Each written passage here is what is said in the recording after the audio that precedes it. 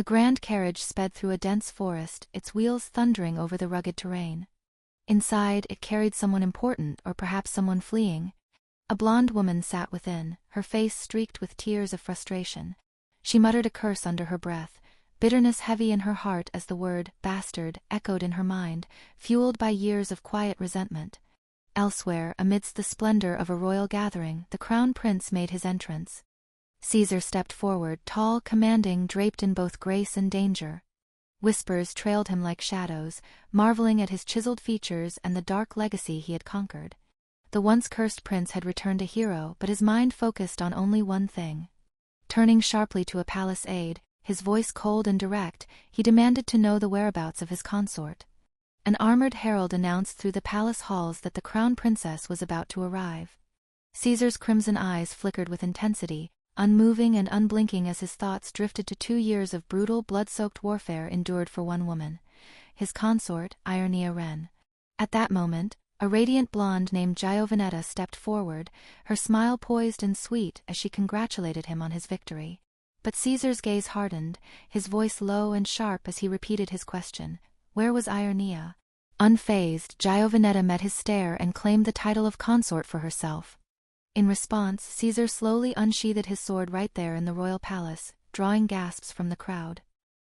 His eyes blazed a deep crimson, fangs bared, and rage simmered beneath the surface as he demanded again, "Where is Ireonia?"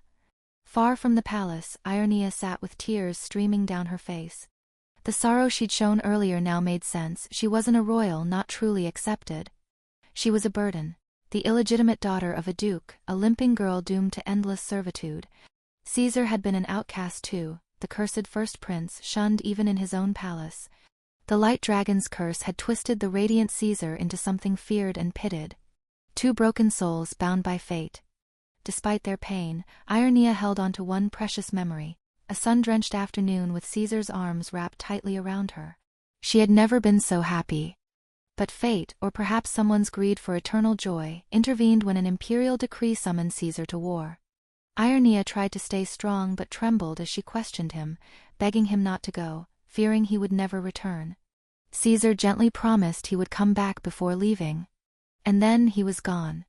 Ireonia collapsed in anguish, her cries swallowed by the silence he left behind. She remembered how he once called her his only refuge, but bitterness consumed her now. Once the curse lifted and he was healed, he left her behind. For 2 years, her letters went unanswered, while whispers in the palace halls spoke of Caesar and her half-sister. Giovanetta's smug voice haunted her, claiming Caesar loved her, not Ireonia, and that she had never been good enough. Her heart cracked. Was she now nothing more than a shameful secret, a lowly woman he wished to forget? Tears streamed as she clutched her chest, breath trembling, desperate to scream at the stars and undo everything. If this was fate, it was cruel beyond measure. The memory of their joy shattered before her eyes, her regret was sharp and raw. She would have rather stayed broken with him than be discarded whole. Suddenly, a violent crash ripped through the carriage. A wheel shattered, the carriage lurched violently, and Ireonia was thrown hard against the side as her world spun into chaos. Outside, the driver shouted in panic, questioning if it was an attack. Ireonia's eyes flew open, wide and terrified. Who would dare ambush them here? The driver leapt down, but it was too late. Blood splattered and screams echoed. Through the shattered window, Ireonia saw a face, frozen in fear, covered in blood, then vanished. From the shadows, a masked assailant emerged. Inside, panic gripped Ireonia as her thoughts spiraled. Was this a random bandit attack or something more personal? A vision flashed before her, a sinister woman smiling. Could this be Giovanetta's doing? Her pulse pounded. She refused to accept this as the end. A whispered memory echoed in her mind, that the one who survives is the strong one. With a desperate cry, she was flung from the wrecked carriage, tumbling into the dark, unforgiving forest. Behind her, hooded figures gave chase, their leader snarling in frustration as she tried to escape. Branches whipped at her face, lungs burning with every breath. The thought rang louder in her head, surviving is winning. Is that all there is? She dared to glance back. They were gaining. Every step was agony, but she pushed forward. Just as hope flickered, a shadow reached for her, and despair crept in. What could she possibly do in a hopeless situation like this? Just as despair was about to swallow Ironia whole, the thunder of hooves shattered the night. A streak of silver cut through the darkness, and suddenly one of her masked pursuers fell, struck down by an unseen force. Lying on the muddy forest floor, Ironia blinked, dazed and trying to process the sudden violence around her. Her heart hammered wildly, breath catching in her throat. Confused, she whispered a soft "huh?" before a heavy armored boot slammed into the ground right before her. Rising, drenched and cloaked in shadow, a towering figure emerged from the storm. Though trembling, Ironia didn't back down. She fumbled for the dagger strapped to her thigh, holding it with shaking hands and warning, voice cracking but defiant for whoever approached to stay back. Then lightning ripped across the stormy sky, rain pelting her skin and blurring the stranger's features. Her breath shallow, she stared wide-eyed at the imposing figure. It was him. Caesar. Dark strands of hair clung to his face, and his burning crimson eyes locked on her with unwavering focus. Her voice barely a whisper, trembling, she asked why he had come. He stood silent, a wall of steel amid the storm. Tears blurred Irenia's vision as she realized the truth. To him, she must be the last painful mark of his cursed past, the final blemish to erase. The storm began to fade, and the world shifted back, pulling the scene into memory, 3 years earlier. The palace buzzed with whispers about a bride doomed to a short, tragic life. That bride was Ironia. She stared out at the rain, resigned to the cruel fate tied to her infamous groom, the cursed prince. Back then she scrubbed floors, lost in misery. Giovanetta, her half-sister, sneered down at her, mocking her very presence in the ducal household. Ironia had no answers for why she was there, only questions and pain. Forced into servitude beneath the same roof where her bloodline should have protected her, she lived invisible, scorned even by servants. Animals fared better. She was nothing. Until one fateful day when her stepmother and Giovanetta summoned her with cold faces and even colder words. The Duchess announced that Ironia was to marry Prince Caesar. The news hit her like a blow. The Duchess's voice was like ice as she declared the family's pride in producing empresses, and now it was Irenia's turn. It was clear she wasn't chosen out of love or respect, but because Giovanetta, the legitimate daughter, was too valuable to risk.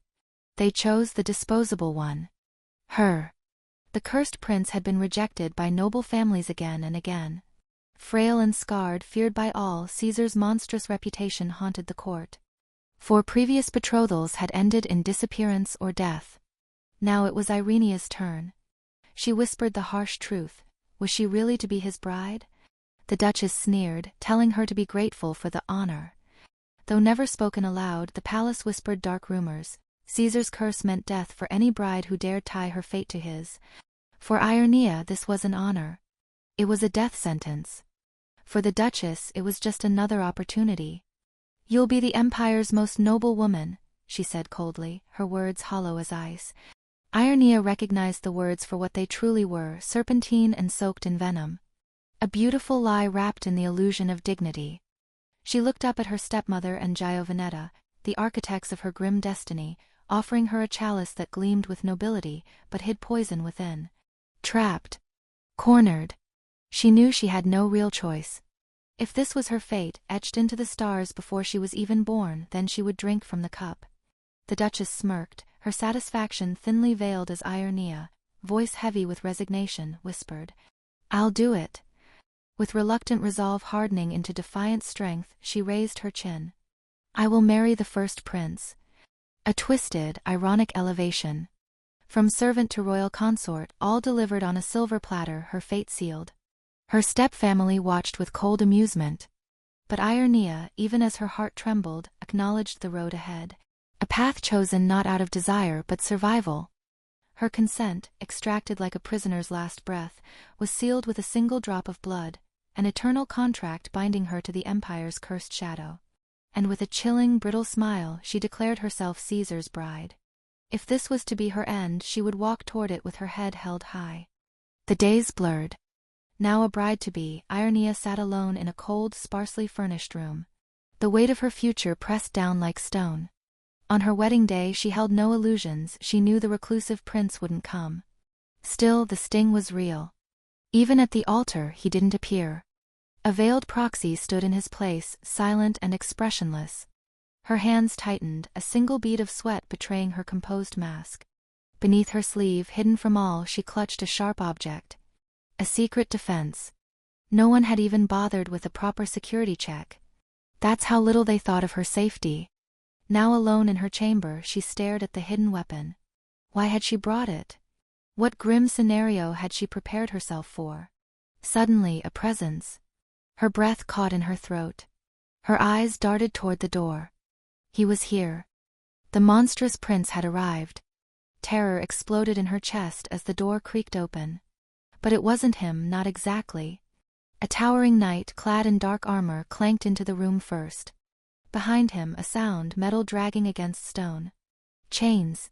Heavy ones. Ireonia's breath hitched. Her eyes widened as a rolling metal cage was wheeled in. Inside, curled and silent, lay Prince Caesar. Collared. Still. Completely unconscious. What is this? The knight spoke with cold efficiency. The prince is sedated.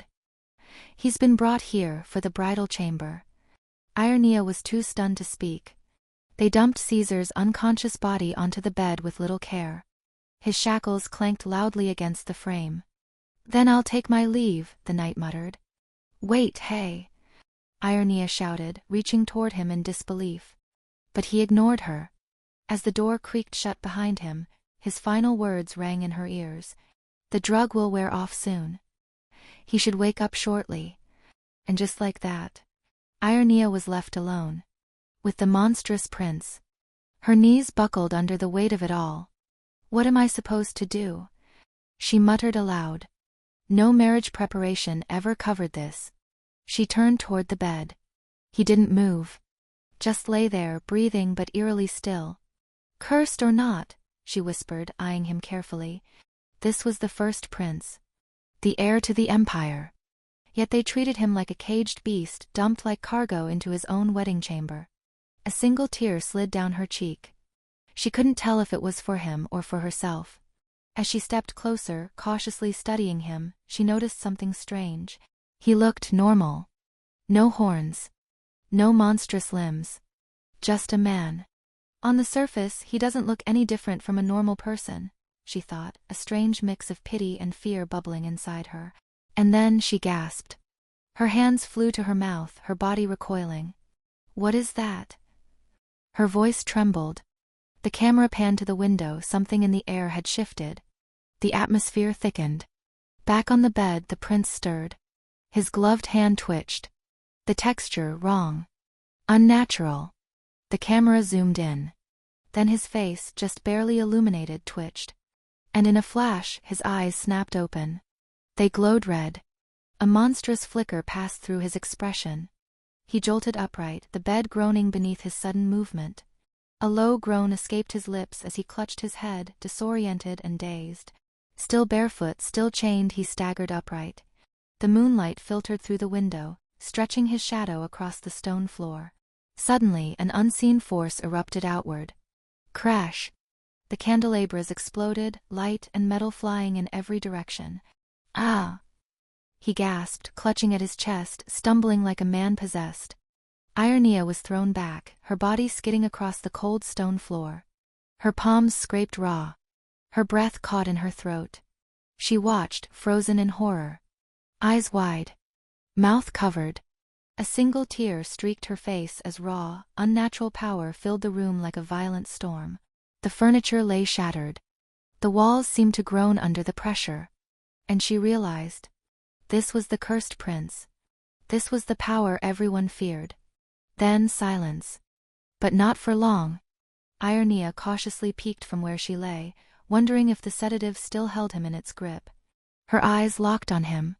She froze. The drug had worn off. He was fully awake now. The prince loomed over her. His shadow stretched long in the moonlight, his crimson gaze fixed on her like a predator eyeing its prey. Those unnatural, glowing eyes held no warmth. Only hunger. Only doom. Terror twisted Ireonia's face. Her breath caught in her throat. This was no ordinary groom. This was her monster. And the whispers rushed back. You're going to die anyway, so what's the point of this wedding? She remembered the venom in their voices. The scorn. I heard you're a bastard, abandoned by the Flora family. Her stepfamily's cruelty echoed like knives scraping the walls of her mind. Then a flashback. A gift. A dagger. Deliberately sheathed and handed to her as a wedding present. Her stepsister smirked, words sharp as broken glass. A thing like you is probably just a bite-sized snack, she'd said. You might as well have that, right?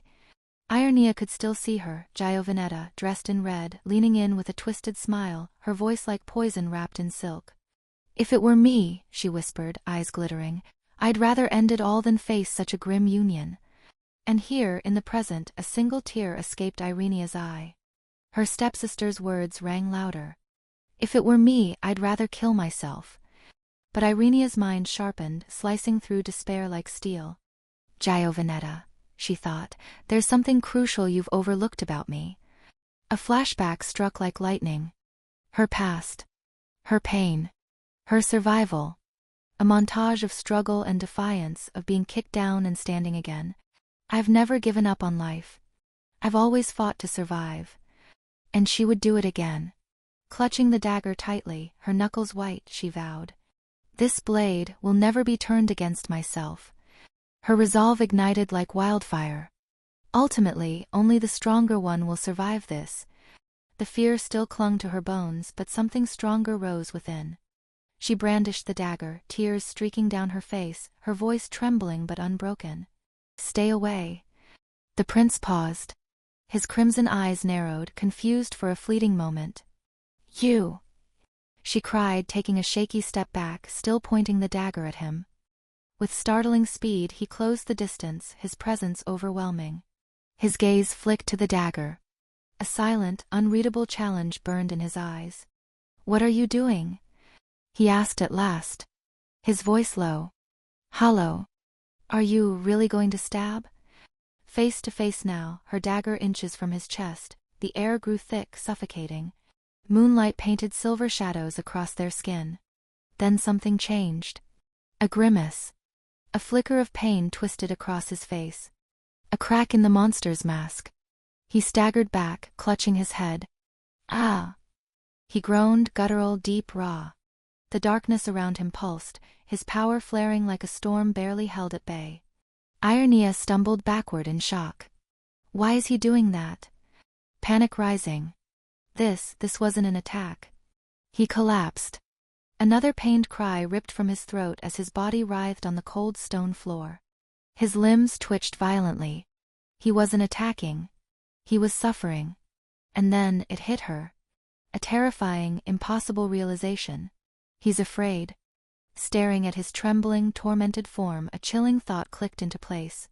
Terrified, but of what? A flash lit the grand window. A thunderclap roared outside. Her eyes widened. No. It can't be. The prince flinched violently. His hands clamped over his ears. His entire frame trembled uncontrollably. And then, just beneath the storm of red in his eyes, a single tear fell. A flicker of something human. She watched, heart pounding. A bead of sweat slipped down her temple. This didn't make sense. The feared monster, trembling like a child at the sound of thunder? Her gaze softened, confusion folding into empathy. And then a thought bloomed quietly in her heart. If I'm not mistaken. She took a hesitant step forward. Her hand instinctively reached out slowly toward his arm. Their skin almost touched. In his crimson eyes, still shining with fear, she saw it. Not a beast, not a curse, but pain. This man isn't a monster, she realized. Her voice, gentle now, barely more than a whisper, reached him through the storm. It's okay, he's just a frightened beast. He looked up, startled. And for a moment those blood-red eyes didn't look dangerous, they looked lost. That sound is loud, but it won't hurt us, she explained softly. We're okay. Yeah. It's okay, she repeated, firmer this time. And something in him responded. Subtle. But real. Encouraged, Ironia reached out again, her hand brushing against his trembling arm. She didn't flinch. Her touch was calm. Warm. Human. But before that fragile peace could bloom. Boom. Another thunderclap ripped through the sky. He recoiled again, the spell shattered. Ah! He groaned, writhing once more. His hand lashed out, contorting midair, dark claws forming, thrumming with chaotic energy. The sheer force cracked the ground beneath him. Ironia backed away, voice trembling. Just wait, calm down. But he couldn't. He was unraveling. And Ironia, standing between thunder and fury, didn't know how much longer the room could hold the storm. She watches him, frozen between fear and concern, as guttural growls escape his throat. The dagger, once her desperate defense, now lies forgotten on the cold floor nearby. But his eyes shift, and then his hand moves toward the blade. A dangerous glint flashes in the dim candlelight. In a shocking twist, his clawed, monstrous hand suddenly covers hers, both now dangerously close to the dagger. Then he collapses. Right onto Ironia. His face, twisted in pain, crashes into her world, throwing everything off balance. Her breath hitches. That monstrous hand still rests over hers, charged with a strange energy crackling between them. A horrifying close-up reveals the prince's true face. Inhumanly sharp, predatory fangs glint under the moonlight. His transformation escalates, crimson eyes burning, dark scales rippling across his skin. He's no longer just terrifying, he's feral. Ironia stares, aghast, as his face twists and warps further. His appearance, it changed, she silently gasps. Then it hits her. A potent, unfamiliar sensation, raw, wild, surges through her. She trembles, lips parting. She chokes. She feels it, an overwhelming pull. As if her very essence is being drained just by being near him. Her eyes snap open in panic as the prince leans in, closer, closer, defying all expectation. But instead of a savage bite, his tongue gently touches her hand. He's licking the wound. A bizarre, intimate gesture. Completely alien. Completely human. Ironia is stunned into stillness, her mind racing to make sense of this unnerving tenderness. Just wait, stop, she stammers, voice barely a whisper, a bead of sweat sliding down her temple. He pulls back. And that's when she sees it. Your appearance? She whispers, eyes wide. His crimson eyes, still intense, lock with hers, but something's changed. His monstrous features have softened. He's reverted. Human again. A startling realization blooms in Irenia's chest. He's calm. Docile. Why? As he dabs at his lips, her thoughts spiral. Don't tell me. After just that small taste? Then, another surprise. The prince leans in again, gently nuzzling her hand. An almost tender gesture. From the very beast who, moments ago, tore the room apart. She stares, blinking in disbelief. Ha! She breathes, a strange amusement flickering in her voice. This is less like a monster, and more like an oversized, surprisingly manageable beast. The danger, the fear, it all shifts. And now, in this surreal, quiet moment, the prince sleeps. In her lap. His face peaceful, untroubled. Ironia gently touches his chin, marveling. To sleep so soundly after all that chaos, she muses. His strange behavior replays in her mind. She admits to herself.